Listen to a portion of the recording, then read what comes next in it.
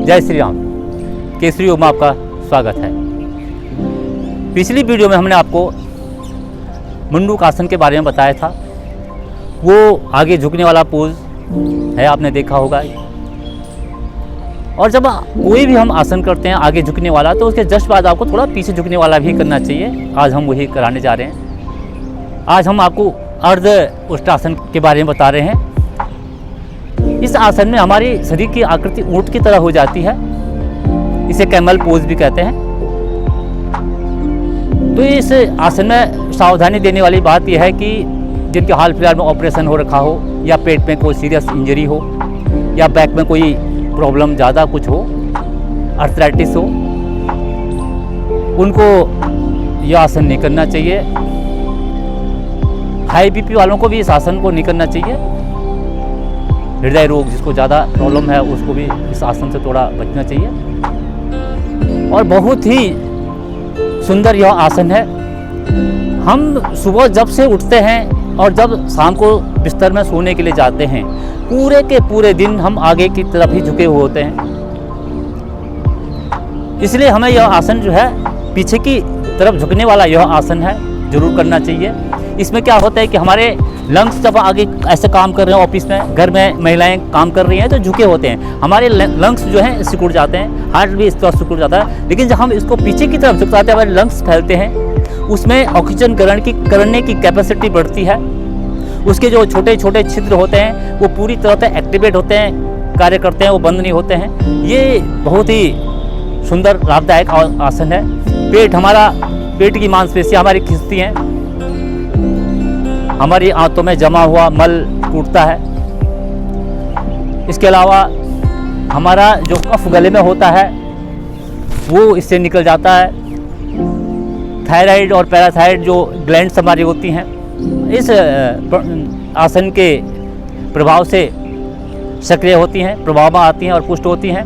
और थायराइड के लिए ज़बरदस्त यह आसन है, जरूर करना चाहिए। हमारे गले की जो मांसपेशियां हैं पूरी तरह से खिंचती हैं और गला भी हमारा सुरीला सुंदर आवाज़, और इसके अलावा हमारे कान और आँखों के लिए भी यह आसन बहुत ही लाभदायक है। हृदय और फेफड़े फैलते हैं तो उनकी सक्रियता बढ़ती है और पुष्ट होते हैं, शक्तिशाली और हो जाते हैं, पावरफुल हो जाते हैं। बहुत ही सुंदर यह आसन। इसको हम 2 पार्ट्स में करेंगे। आज हम आपको कराने जा रहे हैं अर्ध उष्टासन, और अगले नेक्स्ट एपिसोड में, अगले अंक में हम आपको उष्टासन का जो पूर्ण है उसके बारे में बताएंगे। तो देखिए कैसे इस आसन को करते हैं। पैरों को इस तरह से फैला देंगे, दंडासन की स्थिति, इस तरह बैठे। वज्रासन में किया जाने वाला आसन है। हथेलियाँ इस तरफ से दाईं तरफ रखेंगे, इस तरह से घुटने मोड़ते हुए इस तरह से आप वज्रासन में आए। वज्रासन में आप आके थोड़ा बहुत अपने हाथों को थोड़ा ऐसे कर दीजिए।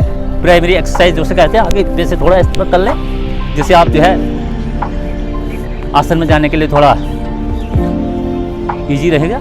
इसके बाद आप घुटनों के बल खड़े हो जाएं। घुटनों में कंधों जितना फासला, देख लीजिए, घुटने और कंधे एक समान दूरी पे हैं। अब क्या करना है, अंगूठे रीढ़ के निचले भाग पर मिले हुए रहेंगे, बाकी उंगलियां आगे की तरफ। मैं साइड से भी आपको पोज दिखा देता हूं। इस तरह से आप दाएं तरफ हाथ रखते हुए वज्रासन में आए। ये वज्रासन की स्थिति। अब आपको करना क्या है, घुटनों के बल खड़े हो जाएंगे। घुटनों के बल आप खड़े हुए, घुटनों में कंधों जितना फासला, आप पैर भी पीछे समान दूरी पर हैं। अंगूठे रीढ़ के निचले भाग पर मिले हुए, देखें।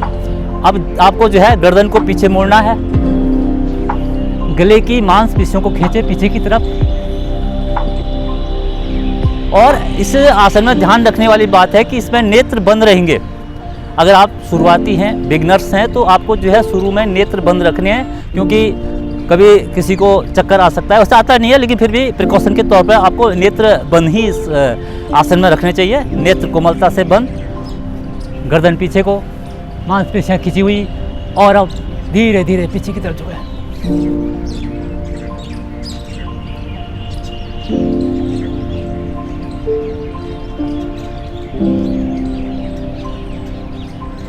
रुके।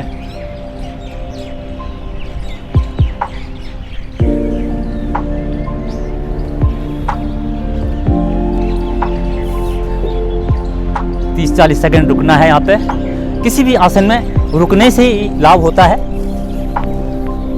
और जब आप रुकते हैं तो आपको महसूस होता है प्रभाव कि आपके शरीर के किन किन अंगों में आपके क्या क्या प्रभाव हो रहा है, महसूस करें। मेरे साथ भी आप कर सकते हैं। तो देखिए, आप सामने से घुटनों के बल हम खड़े हुए इस तरह से, घुटनों में कंधों जितना फासला, हाथ कमर पर, अंगूठे कमर के निचले भाग में मिले हुए, बाकी उंगलियां आगे तरफ, गर्दन मोड़ेंगे। गर्दन की गले की मांसपेशियों में खिंचाव लाते हुए धीरे धीरे पीछे की तरफ झुके। नेत्र कोमलता से बंद। जबरदस्त आसन। लंग्स हमारे फैलते हुए।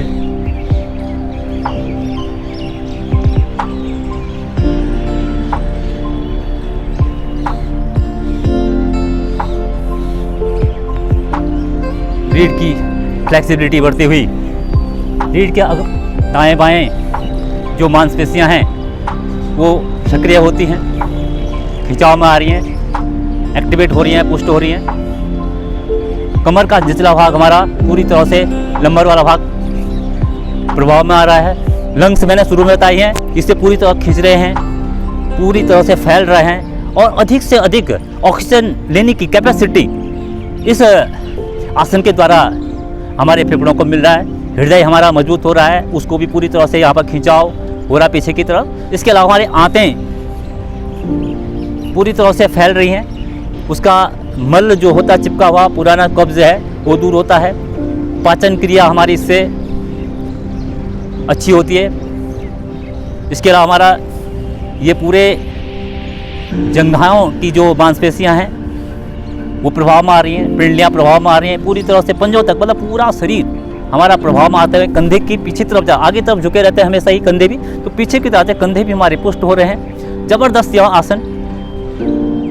इस आसन से हृदय और फेफड़ों को शक्ति मिलती है, उसकी सक्रियता बढ़ती है। हमारी हिप्स और थाइज में भी इसका ज़बरदस्त प्रभाव देखने को मिलता है। आप करोगे तो आपको महसूस होगा, करने से ही पता चलता है कि इससे क्या प्रभाव हमें पड़ रहा है हमारे शरीर पर। यह बहुत ही लाभदायक यह आसन है, अवश्य ही इस आसन को करना चाहिए। अगर आपको वीडियो पसंद आए तो लाइक करें, शेयर करें और सब्सक्राइब करें। इसके साथ ही मैं केसरी प्रसाद भट्ट इजाज़त देता हूँ। जय श्री राम। योग करें, स्वस्थ रहें।